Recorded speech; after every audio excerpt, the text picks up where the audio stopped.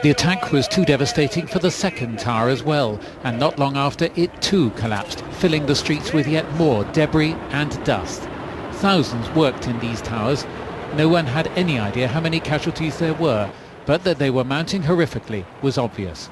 The mayor of New York predicted that the death toll would be tremendous and ordered the evacuation of South Manhattan. Its streets took on an eerie appearance now as stunned people tried to make their way to safety. But the terrorists, it seems, had other designs. The very heart of the US defense establishment was another of their targets. A third hijacked plane came down in a steep descent over Washington and crashed into the side of the Pentagon, setting off another huge blaze. Apparently the evacuation of the building had been ordered a few minutes before, but had barely started. A fourth airliner came down in Pennsylvania, some 80 miles from Pittsburgh. This was the scene at the aftermath of that crash. By now, Americans were starting to portray it as the worst attack on their country since Pearl Harbor.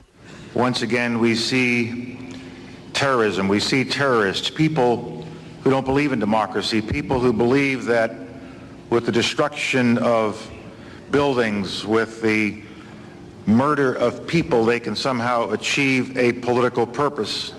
They can destroy buildings, they can kill people, and we will be saddened by this tragedy, but they will never be allowed to kill the spirit of democracy. In the space of a few hours, the landscape of New York had been changed in an apparently coordinated attack that could barely have been imagined. The symbols of the devastation were as powerful as the devastation itself. Mike Wooldridge, BBC News. Reaction to the attacks on the World Trade Center and the Pentagon have come from leaders around the world. Geeta Gurumurthy has this report. Housing one of America's key enemies, the Taliban regime has denied Osama bin Laden was the man behind today's horrific events. The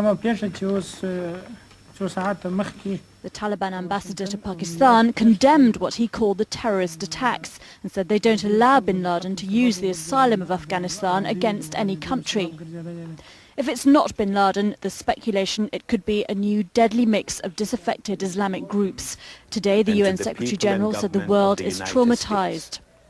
There can be no doubt that these attacks are deliberate acts of terrorism, carefully planned and coordinated. And as such, I condemn them utterly. Terrorism must be fought resolutely wherever it appears. In such moments, cool and reasoned judgment are more essential than ever.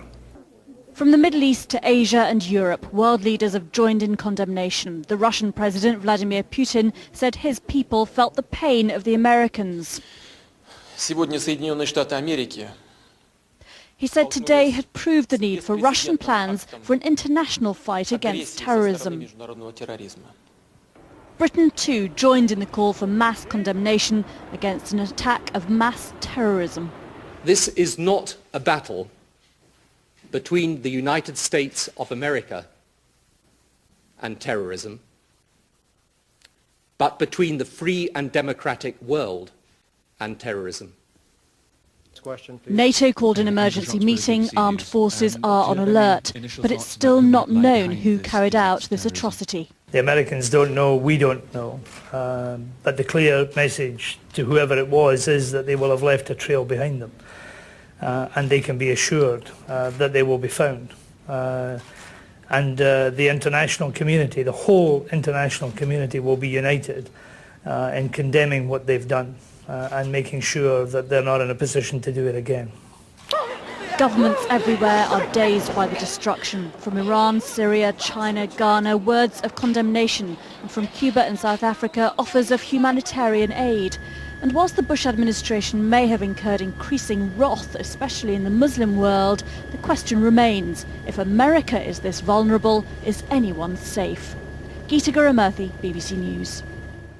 Now, more on the latest building collapse in New York. You might have heard a few moments ago I was talking about the Salomon Brothers building collapsing.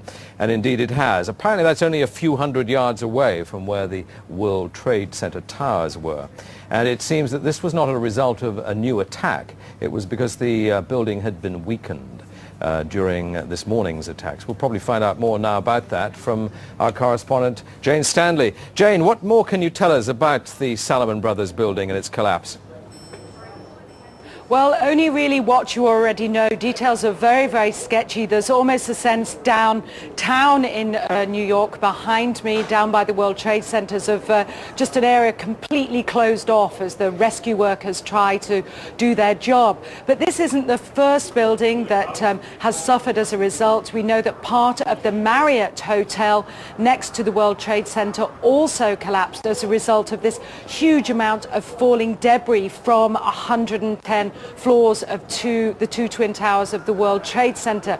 As you can see behind me, the Trade Center appears to be still burning. We see these huge clouds of smoke and ash, and we know that behind that there's an empty piece of what was a very familiar New York skyline, a symbol of the financial prosperity of this city, but completely disappeared now, and New York is still unable to take on board what has happened to them today.